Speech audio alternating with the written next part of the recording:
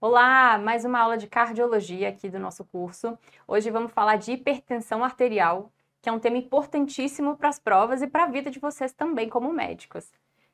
A gente vai revisar um pouco de diagnóstico, tratamento, hipertensão secundária e algumas emergências hipertensivas. O diagnóstico de hipertensão arterial vai ser uma pressão arterial maior ou igual a 14/9 em 2 consultas. Claro, tudo isso feito com a técnica correta que a gente já vai revisar. Eu quero lembrar vocês que a hipertensão arterial é o principal fator de risco modificável com associação independente, linear e contínua para doença cardiovascular, doença renal crônica e morte prematura, tá? Além daquela definição de pressão maior ou igual a 14/9 em 2 consultas, a gente também consegue fazer o diagnóstico se a pressão estiver nesses valores e o paciente tiver alto risco cardiovascular. E o que mais que contribui para aumentar o risco cardiovascular do nosso paciente? Primeiro, a gente vai ter a idade, homens maiores de 55 anos, mulheres maiores de 65 anos, doença cardiovascular prematura em parentes de primeiro grau, pai, mãe e irmãos, tabagismo, dislipidemia, diabetes e a obesidade. Além disso, tem um outro detalhe. Que outro detalhe é esse? Se a pressão do paciente tiver maior que 180 por 110 em uma medida isolada, eu também já posso fazer o diagnóstico de hipertensão arterial. E naquelas medidas que são feitas em casa, então a monitorização residencial da pressão arterial e a monitorização ambulatorial da pressão arterial, né, o MRPA e o MAPA, se eles tiverem média maior ou igual a 130/80, eu também faço o diagnóstico de pressão arterial. Então vamos lembrar que o paciente que faz as medidas em casa, através de MAPA ou MRPA, se a média tiver maior ou igual a 130/80, ele já é hipertenso. É um pouquinho abaixo do que a medida no consultório. Eu tolero no consultório um pouquinho mais. Então, 140/90 no consultório. E aí vamos revisar um pouquinho a técnica adequada de aferição da pressão arterial. O paciente precisa estar sentado, com as costas bem encostadas na cadeira, o cotovelo em cima da mesa, não é só a mão, mas o cotovelo em cima da mesa, os pés apoiados no chão. Ele não deve ter tomado cafeína ou fumado, pelo menos na última meia hora aí da aferição. 2 conceitos importantes pra gente. Hipertensão arterial mascarada. É aquela em que o paciente no consultório tá tudo bem, tá com máscara, né? Então no consultório o nível pressórico é normal, mas em casa, quando eu faço um mapa ou uma medida residencial da pressão arterial, essa pressão tá elevada. Além disso, a gente tem a hipertensão do avental branco. A hipertensão do avental branco é o contrário, é quando a pressão arterial é elevada no consultório, mas normal fora do consultório. Isso é muito comum, porque os pacientes eles ficam um pouco mais ansiosos, um pouco mais preocupados quando eles vão na consulta. Então, às vezes, a pressão fica mais alta no ambulatório, no consultório, e em casa tá tudo bem. E o que eu preciso fazer na primeira consulta de um paciente com diagnóstico de hipertensão arterial? Primeiro, a gente já conversou, confirmar o diagnóstico. Se eu tenho dúvida, pessoal, que o paciente possa ter hipertensão mascarada ou que o paciente possa ter hipertensão do jaleco branco, o que eu faço? Você pode pedir uma monitorização ambulatorial da pressão arterial e aí você vai conseguir entender melhor esse diagnóstico. Então, às vezes, a gente precisa do mapa para confirmar o diagnóstico, às vezes a gente precisa quando estamos na dúvida se pode ser uma hipertensão mascarada ou uma hipertensão do jaleco branco. Depois que eu confirmei o diagnóstico, eu preciso pensar, essa hipertensão é primária ou é secundária? Tem algum sinal para mim de que é secundária, de que tem alguma outra doença que está fazendo a pressão do paciente aumentar? A gente já conversa sobre isso. Depois a gente vai estratificar o risco cardiovascular. Eu vou pensar lá naquele slide anterior, naqueles outros fatores de risco cardiovascular e vou colocar o meu paciente dentro das calculadoras para eu entender qual é o risco global dele, porque isso tem implicação nos outros tratamentos. E depois eu vou procurar lesão de órgão-alvo. Então, dúvida, a hipertensão do meu paciente é primária ou é secundária? Quando que eu penso que a hipertensão pode ser secundária? Primeiro, pessoa com hipertensão arterial estágio 3 antes dos 30 anos ou após os 55 anos. Aquela pressão maior que 180/110, a gente já vai ver os estágios. Então, estágio 3 é isso, uma hipertensão bem alta antes dos 30 ou após os 55 anos. Além disso, um paciente que tem hipertensão resistente ou refratária. Nós já vamos revisar de novo esses conceitos, mas hipertensão resistente é aquela que eu preciso usar 3 drogas e o paciente ainda está hipertenso. E a refratária é aquela que eu preciso usar 5 drogas horas e ainda assim o paciente está hipertenso. Preciso pensar em causa secundária. Depois, uso de medicações associadas à hipertensão. Um clássico são, por exemplo, os anticoncepcionais. Além disso, tríade de feocromocitoma, que a gente vai discutir lá na frente também. O que é essa tríade? O que é o feocromocitoma? Ou indícios de síndrome de apneia e hipopneia do sono. Aquele paciente que tem muita sonolência diurna, que tem uma circunferência do pescoço aumentada, que tem muito ronco à noite, um sono não reparador. Assimetria ou ausência de pulsos nos membros inferiores vai fazer a gente pensar em coarctação de aorta. E hipocalemia espontânea ou importante induzida por diurético vai fazer a gente pensar em hipoaldosteronismo.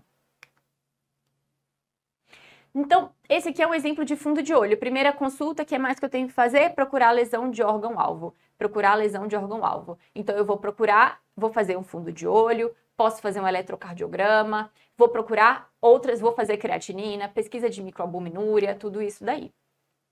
E as metas, pessoal? E as metas? O paciente que tem risco cardiovascular baixo ou moderado, ele deve ficar com a pressão menor que 140/90, que é o critério diagnóstico. O paciente de alto risco cardiovascular deve ficar com a pressão um pouquinho mais baixa do que isso, então menor do que 130/80. E os idosos? Os idosos, eles têm um alvo um pouquinho diferente. Então, para os idosos frágeis, eu vou começar a tratar só se essa pressão estiver acima de 160/90, maior ou igual a 160/90. E a meta deles vai ser entre 140 e 149 de sistólica e 70 e 79 de diastólica. Então, no idoso frágil, eu tolero um pouquinho mais de hipertensão. O tratamento da hipertensão vai começar por quê? Por tratamento não farmacológico. De todas as intervenções que nós temos, o controle do peso, pessoal, é o que tem maior impacto na melhora no tratamento, no controle da pressão arterial. Então, uma perda de 20 a 30%, uma perda de 5% do peso leva a uma queda de 20 a 30% da pressão arterial, que é bastante. Além disso, padrão alimentar. A gente orienta, em geral, a dieta DASH ou a dieta do Mediterrâneo. O consumo de sódio não precisa restringir muito, é só evitar que o paciente ingira altas quantidades. E o consumo de álcool a gente orienta a moderar, então no máximo 2 drinks por dia, né, 2 doses de álcool por dia para homem e 1 para mulher, não mais do que isso. Atividade física, pelo menos aquela pessoa que fica o dia inteiro estudando. Opa, professora, sou eu. Calma, pode ser você. Então, se você é essa pessoa que fica o dia inteiro estudando sentado, levante a cada 5 minutos, a cada 30 minutos, levanta, dá uma levantadinha de 5 minutos, tá? No máximo aí, após 1 hora sentado, é bom dar uma levantadinha de 5 minutos. E só essa medida, isoladamente, diminui o nosso comportamento sedentário. Em relação à atividade física mesmo, nós orientamos 150 minutos por semana de atividade física moderada ou 75 minutos de atividade física intensa. Ok? Orientei o tratamento farmacológico, mas vou precisar de remédio. A gente já vai ver o fluxograma, quando que eu entro com o remédio. Em relação às medicações, aos fármacos, a gente vai conversar um pouquinho das medicações de primeira linha. Então, o que é medicação de primeira linha para hipertensão arterial? O primeiro deles vai ser o IECA, exemplo, captopril, enalapril. O IECA, ele inibe a enzima conversora de angiotensina 1 e a degradação da bradicinina. E qual é o efeito adverso mais comum? É a tosse seca. Por quê? Porque inibindo a degradação da bradicinina, eu tenho um aumento dos níveis de bradicinina no organismo e essa bradicinina aumenta, né, desencadeia a tosse seca. Eu posso trocar o IECA por BRA caso o paciente desenvolva esse sintoma. Outros efeitos colaterais possíveis do IECA vão ser angioedema, erupção cutânea, por alergia mesmo. No caso do angioedema, não adianta muito eu trocar por BRA, ok? Eu preciso trocar de classe. Também pode, assim como os BRAs, o IECA ele pode gerar hipercalemia e estão contraindicados na gestação. Se eu começar um IECA para o paciente e ele tiver uma piora da função renal, um aumento da creatinina acima de 30%, eu tenho que pensar em estenose bilateral de artérias renais, ok? O IECA está contraindicado se os níveis de potássio estão acima de 5,5. E os BRAs? Os BRAs são os bloqueadores dos receptores de angiotensina, ok? Então, eles antagonizam a ação da angiotensina 2. Como evento adverso, como efeitos colaterais, eles também vão ter hipercalemia e também estão contraindicados na gravidez. também não podem, então, ser usados em pacientes que têm potássio alto, que têm hipercalemia, ok? E a gente não combina BRA e IECA para hipertensão arterial. Por quê? Porque a gente sabe que isso não potencializa o efeito hipotensor, mas potencializa os efeitos colaterais. Então, na cardiologia, em outras especialidades pode ser um pouquinho diferente, tá, pessoal? Na nefro, na pediatria, na cardiologia, a gente não combina BRA e IECA para hipertensão arterial pura. Terceira classe de primeira linha são os tiazídicos. Exemplo, hidroclorotiazida, indapamida e clortalidona. Nossa, professora, eu nunca ouvi falar de indapamida e clortalidona. Pois é, aprendam, porque às vezes as provas cobram isso de vocês. Tentam passar essa pegadinha. Ah, o paciente está usando indapamida. E você nunca ouviu falar e você não sabe que é um tiazídico.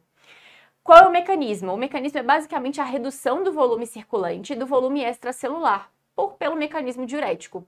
Eles também reduzem a resistência vascular periférica, reduzindo assim a pressão arterial. A clortalidona ela é um pouquinho mais potente do que a hidroclorotiazida. E os efeitos colaterais mais comuns vão ser hiperuricemia, então eu não posso ou não devo usar tiazídico em paciente que tem gota. Além disso, hipocalemia, redução do potássio, hipomagnesemia, ou seja, lembrar do risco aumentado de arritmias, porque eu vou ter hipocalemia e hipomagnesemia. Isso está associado a um risco maior de arritmias. E também existe uma questão metabólica dos tiazídicos que é relacionada a um certo aumento do risco de diabetes tipo 2. Nossa, professora, mas eu acabei de pensar uma coisa então. Se eu combino IECA e tiazídico, eu tenho um remédio que pode dar hipercalemia e um que pode dar hipo. Pode ser que demete. Exatamente, aluno. Pode ser que demete. Então é uma combinação super comum. E os estágios da pressão arterial. A gente vai falar um pouquinho agora do fluxograma de início dessas medicações. Quando que eu começo? Para isso, vocês precisam lembrar que a hipertensão ela tem 3 estágios.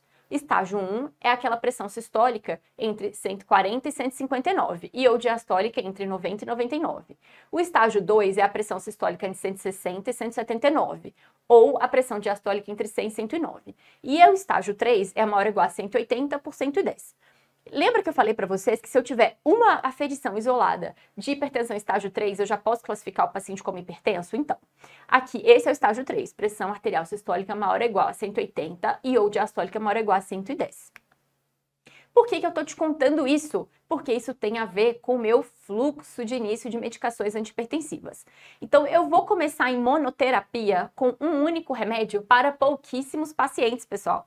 Eu vou começar em monoterapia apenas para aqueles pacientes com hipertensão estágio 1 de risco baixo ou naqueles pré-hipertensos que eu posso também querer tratar. Então, aquele paciente que está com pressão de 130 a 139, eu posso também iniciar a medicação. Aí eu vou iniciar com monoterapia. Ou se o paciente é hipertenso estágio 1 e tem risco cardiovascular baixo. Ou aquele paciente que é idoso frágil. Nossa, professora, mas então eu conheço um monte de paciente que devia estar com 2 drogas. Provavelmente você conhece mesmo. E em monoterapia, eu vou entrar com uma dessas classes que a gente conversou. Eu posso entrar também, pessoal, com bloqueador de canal de cálcio. Bloqueador de canal de cálcio, ok? Que é amlodipino, nifedipino. São também medicações de primeira linha. São os bloqueadores de canal de cálcio dihidropiridínicos, ok? Dihidropiridínicos. Deles, o principal efeito colateral dos bloqueadores de canal de cálcio vai ser algum edema de membro inferior, mas eles são medicações muito bem toleradas.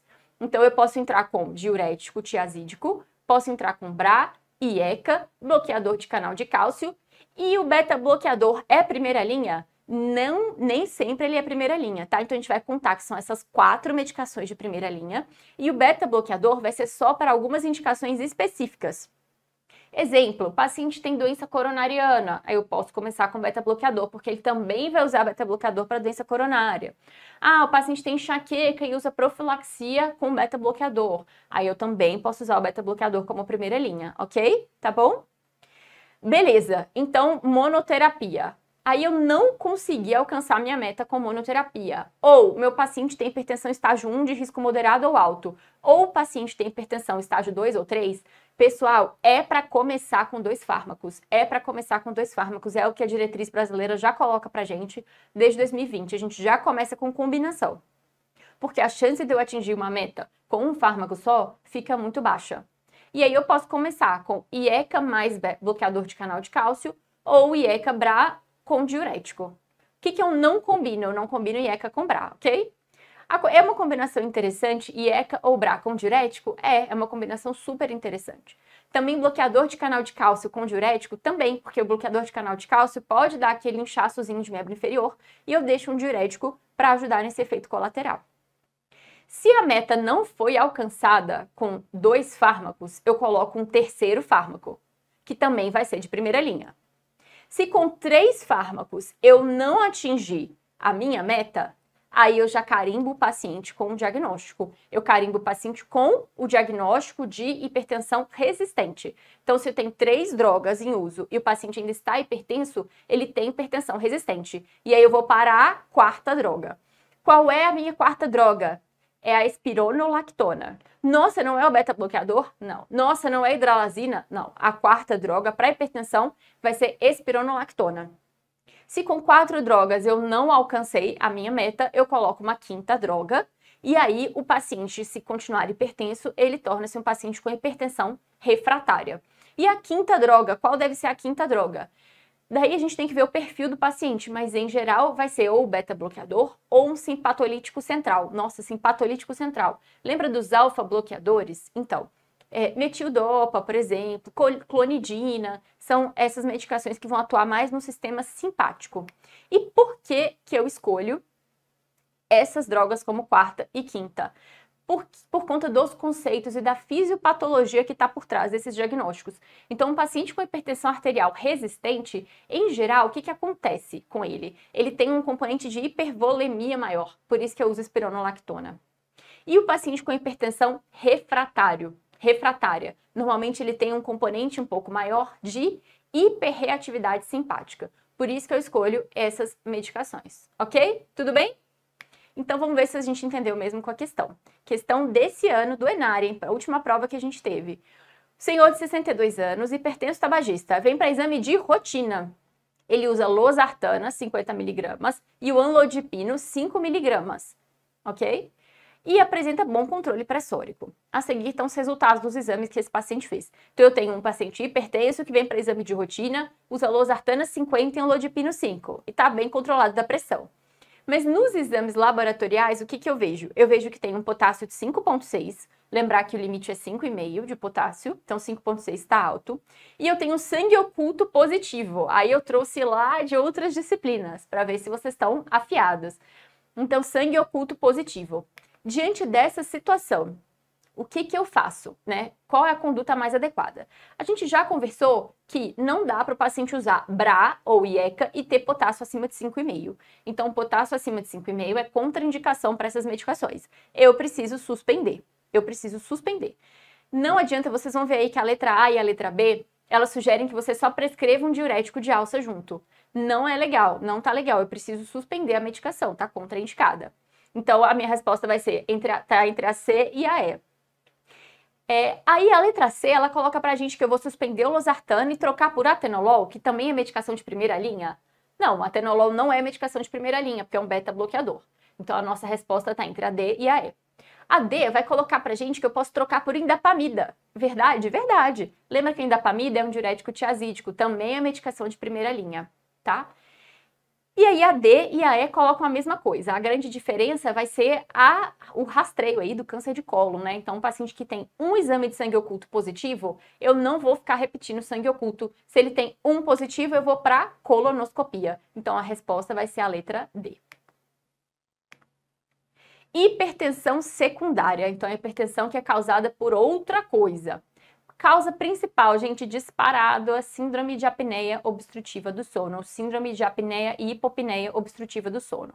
É aquele paciente que vai ter muito ronco à noite, sonolência diurna, fadiga, dificuldade de concentração, normalmente obeso também, e nos fluxogramas de rastreamento, né? Isso inclui também o aumento da circunferência cervical. Então, a gente vai fazer esse rastreio de síndrome de apneia obstrutiva do sono para os nossos pacientes que eu desconfio que possam ter hipertensão secundária. E aí a gente vai tratar com o CPAP. Além disso, hipertensão renovascular, que também é uma causa muito comum. A hipertensão renovascular, quando que eu vou desconfiar? Eu vou auscultar sopro abdominal ou aquele paciente que tem edema agudo de pulmão de repetição, piora da função renal em uso de ECA ou BRA. O diagnóstico é dado com Doppler de artérias renais, ou angiotomografia, ou angiorressonância, ou arteriografia renal, que é o padrão ouro. Aqui é uma imagem de uma arteriografia renal, né? E aí a gente vê exatamente, de uma angiorressonância, na verdade. Então a gente vê exatamente a estenose aqui, e a gente vê que esse rim direito não é bem perfundido, ok? Tá bom? Lembrar um detalhe importante, que em mulheres jovens a gente pensa não apenas em doença aterosclerótica, na verdade a gente vai pensar pouco em doença aterosclerótica. A gente vai pensar, se eu tiver uma mulher jovem que tem uma clínica de estenose de artéria renal, a gente vai pensar em displasia fibromuscular, como etiologia.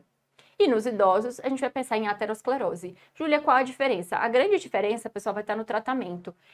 Na pessoa que tem aterosclerose, eu vou tratar principalmente a aterosclerose, né? Então, eu vou dar estatina, eu vou dar o tratamento específico para aterosclerose. E se eu for precisar fazer uma angioplastia, eu preciso colocar um stent. Na displasia fibromuscular, nem sempre eu preciso colocar um stent se eu for fazer angioplastia, ok? Porque na aterosclerose a ideia é que aquilo possa voltar. Na displasia fibromuscular, uma vez que eu tirei a estenose, pode ser que ela não volte. O que mais? Coarctação de aorta. Coarctação de aorta é um diagnóstico que muitas vezes é visto lá na infância, mas pode passar, viu, pessoal? Pode passar. E aí, como que eu vou desconfiar? Eu vou ver pressão arterial e pulsos reduzidos nos membros inferiores, então uma diferença de pelo menos 10 milímetros de Hg. No raio-x de tórax, a gente pode ver corrosão das costelas, e isso acontece pelo desenvolvimento importante das artérias intercostais como colaterais. E o diagnóstico vai ser feito pelo eco, dependendo do local da coarctação, o ecocardiograma consegue ver, mas idealmente eu preciso fazer uma angiotomografia ou angiorressonância do tórax. Aqui tem as imagens para vocês verem. Então, observem a corrosão das costelas aqui, tá vendo? Pelo desenvolvimento importante, aqui na imagem da direita a gente vê, o desenvolvimento importante das artérias intercostais. E aqui a coarctação. Hiperaldosteronismo primário. Lembra que eu falei lá no início, se o paciente tem potássio baixo, principalmente relacionado a diurético, eu preciso pensar em hiperaldosteronismo primário. Hipertensão resistente, hipocalemia, se tiver algum nódulo adrenal também. E aí, se eu estou desconfiada, como que eu faço? Como que eu inicio essa investigação? Eu vou pedir aldosterona sérica e atividade de renina. Se a aldosterona está acima de 15 e ou a aldosterona ou atividade de renina está acima de 30, ok? Eu vou pensar em hiperaldosteronismo primário. Em alguns locais, a gente não está conseguindo teste de atividade de renina plasmática, então a gente acaba conseguindo só aldosterona. Então, a aldosterona isolada acima de 15 já me faz desconfiar de hiperaldosteronismo primário. Se o exame de rastreio vier positivo, eu vou para os testes confirmatórios. Eventualmente, eu posso fazer uma imagem e aí eu vejo, dependendo da imagem que tiver, a gente pode tratar clinicamente com espironolactona, só com remédio, ou precisa do tratamento cirúrgico com a retirada de nódulos, etc.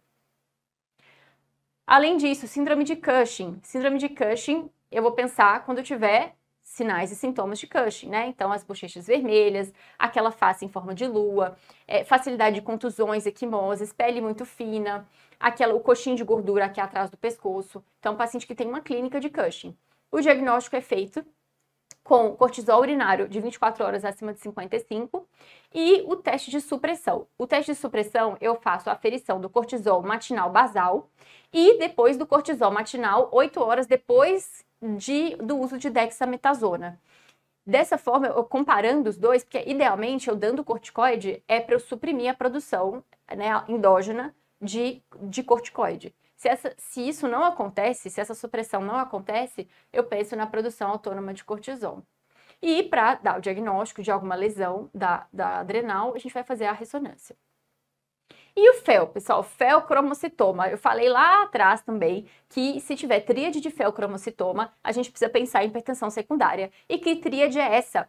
Cefaleia, sudorese e palpitação. Cefaleia, sudorese e palpitação. Com picos pressóricos normalmente, tá? Picos pressóricos. Então, hipertensão paroxística com esses três componentes. o diagnóstico vai ser feito com metanefrinas plasmáticas livres, que é o ideal, ou eu posso fazer metanefrinas mais catecolaminas urinárias, que é um exame mais facilmente disponível. Para eu procurar o feocromocitoma, eu vou pedir tomografia ou ressonância. O tratamento é cirúrgico, precisa retirar o feocromocitoma e lembrar das regrinhas de 10%. Então, em geral, o feocromocitoma, na maioria dos casos, ele vai estar localizado na adrenal, mas em 10% não vai estar. Então, 10% vão ser paragangliomas. 10% deles vão ser bilaterais, 10% vão ser malignos e 10% familiares genéticos. Na maioria dos casos, então, vão ser nódulos localizados nas adrenais, unilaterais, benignos, que não têm relação com nenhuma história familiar, ok? Regras dos 10% do feocromocitoma. Outras doenças endócrinas que podem causar hipertensão secundária vão ser as doenças da tireoide, então hipotireoidismo e o hipertireoidismo. A clínica dos dois vai ser um pouquinho diferente e eu vou investigar com o TSH-T4 livre. Ah, mas então todo paciente hipertenso precisa ter um TSH-T4 livre? É interessante que tenha, mas principalmente se você está desconfiado de hipertensão secundária, ok? Finalizamos hipertensão crônica e agora a gente vai falar um pouquinho de crises hipertensivas. Aqui é super importante que vocês entendam os conceitos de crise hipertensiva. Eu tenho 4 conceitos principais. O primeiro vai ser a pseudocrise hipertensiva. O que é pseudocrise hipertensiva? É quando a pressão aumenta num contexto de outros problemas, ok? Contexto de outros problemas. Aqui eu não vou dar antihipertensivo, eu vou tratar a causa. Júlia, como assim? Por exemplo, aquela pessoa que chega com muita dor no pronto-socorro. Então, ela tem uma dor abdominal, tem uma cefaleia e está com pressão de 16/10 ou 18/12. Essa pessoa tem uma pseudocrise hipertensiva, muito provavelmente. Então, eu vou tratar a dor e depois eu reavalio a pressão arterial. Ou a pessoa que chega em crise de ansiedade, crise de pânico no pronto-socorro. Provavelmente ela está hipertensa por conta da ansiedade. Então, eu vou tratar a ansiedade e depois eu reavalio a pressão arterial. Segundo conceito é a urgência hipertensiva. Para esses próximos conceitos, que é a urgência e emergência hipertensiva, a gente vai falar em valores de pressão arterial. Então, em geral, vai ser uma pressão arterial acima de 18/12, pode ser só diastólica isolada, dependendo da referência que vocês olharem. Então, 18/12 é o número. E na urgência hipertensiva, eu não tenho lesão aguda de órgão-alvo que ameaça a vida. Eu não tenho. Mas eu posso ter sintomas relacionados às doenças de base do paciente e às lesões de órgão-alvo crônicas. Como assim? Eu posso ter epistaxe, porque o paciente está super hipertenso e isso está favorecendo o sangramento nasal. Eu posso ter uma descompensação de insuficiência cardíaca. O paciente já tem insuficiência cardíaca, mas é nisso que ele fez um pico hipertensivo, ele pode descompensar e ficar mais congesto, por exemplo. Ou o paciente já tem doença arterial coronária, mas fez um pico hipertensivo e isso piora a angina de base dele. Tudo isso é urgência hipertensiva. E qual a diferença de urgência para emergência? Na emergência, eu tenho esses níveis pressóricos elevados, então uma pressão arterial maior que 18/12, mas eu tenho lesão de órgão-alvo aguda e progressiva, ameaçadora da vida.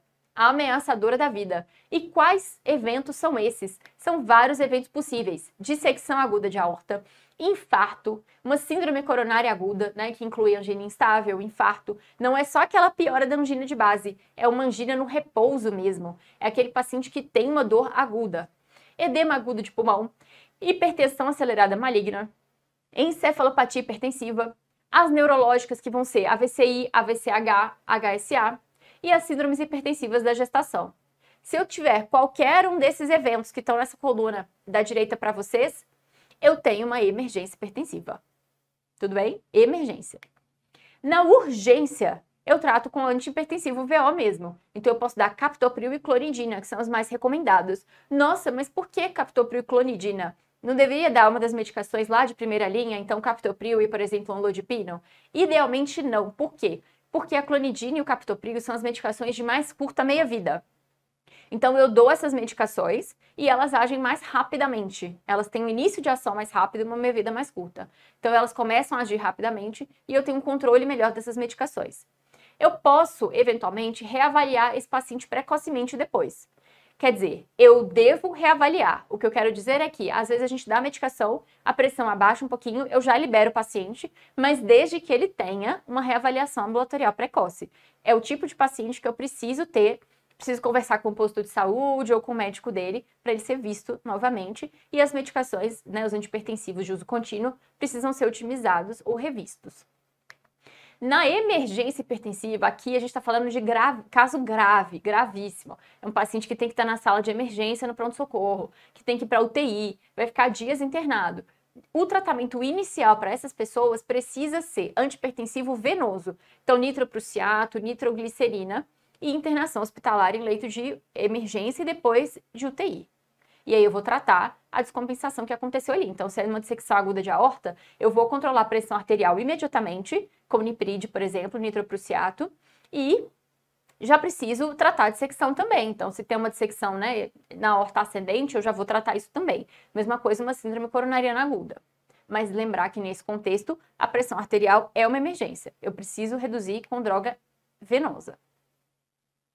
E aí a gente vai para o nosso quarto conceito, que é a hipertensão crônica mal controlada. Nossa, Júlia, deixa eu rever, como assim? Tem a pseudocrise, que é quando a pressão aumenta por outro motivo.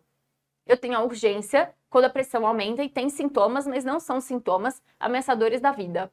Eu tenho a emergência, quando é ameaçador da vida. E a hipertensão crônica mal controlada é o quê? É simplesmente, pessoal, uma pressão que está muito alta, normalmente maior que 18/12, num paciente completamente assintomático. Nesse caso, eu vou ajustar antihipertensivos via oral e eu preciso só mandar esse paciente para acompanhamento ambulatorial precoce. Algumas situações especiais. Hipertensão acelerada maligna. Vamos lembrar o que é? Na hipertensão acelerada maligna, eu tenho um aumento dos níveis pressóricos. Isso é uma emergência. Por quê? Porque eu tenho lesão renal aguda associada, então insuficiência renal aguda por necrose fibrinoide de artérias renais e endarterite obliterante, lembra? Então eu tenho insuficiência renal aguda e eu tenho retinopatia com papiledema. É uma emergência. A encefalopatia hipertensiva vai ser quando eu tenho confusão mental, dor de cabeça, náuseas e vômitos e uma pressão muito alta. Também é uma emergência. Todos esses sintomas são causados por algum grau aí de edema cerebral. O AVCI, lembrar que tem uma particularidade do AVCI. Então lá eu preciso reduzir a pressão para níveis específicos. Eu preciso reduzir para menos de 185/10 se eu for fazer trombólise. E durante a trombólise eu vou manter menor que 180/105. Vocês vão lembrar lá da neurologia. Do contrário, não vou fazer trombólise, eu posso tolerar uma pressão de até 220/120 no paciente que está tendo um AVC isquêmico. No AVCH, o meu alvo vai ser mais baixo. Pelo menos 160 milímetros de Hg. Vão ter referências que vão falar de 140 também, tá, pessoal? Então, em geral, em torno de 160 milímetros de Hg de pressão sistólica para o AVCH. Em algumas situações, então aqui eu coloquei para vocês da retinopatia, né, do papiledema, na hipertensão acelerada maligna. Aqui a gente vê que os contornos, só para vocês verem o que é, os contornos estão bem definidos aqui, estão vendo? Os contornos estão bem definidos aqui do disco óptico e tudo mais. Aqui à direita tem um borramento. Esse é o edema de papila. E o edema agudo de pulmão, o que tem de diferente? Ele é uma emergência hipertensiva, não é? Então, se ele é uma emergência, a gente vai tratar com droga venosa, que vai ser o nitroprusiato e nitroglicerina venosos. Além disso, o que tem de diferente é que o edema agudo é congestão. Então, também vou dar furosemida, meio a 1 mg por quilo. Posso deixar o paciente em decúbito elevado com as pernas pendentes. É a posição ideal do edema agudo de pulmão, que vai trazer mais conforto para o paciente. VNI é muito importante no edema agudo e diminui, inclusive, mortalidade. Super importante a VNI no edema agudo. E eu posso dar morfina para o meu paciente se ele tiver com muito desconforto respiratório. A morfina não para dor, mas para desconforto respiratório. Ela ajuda muito. E é isso, ficamos por aqui. Bastante conteúdo aqui para vocês estudarem depois. Façam as questões.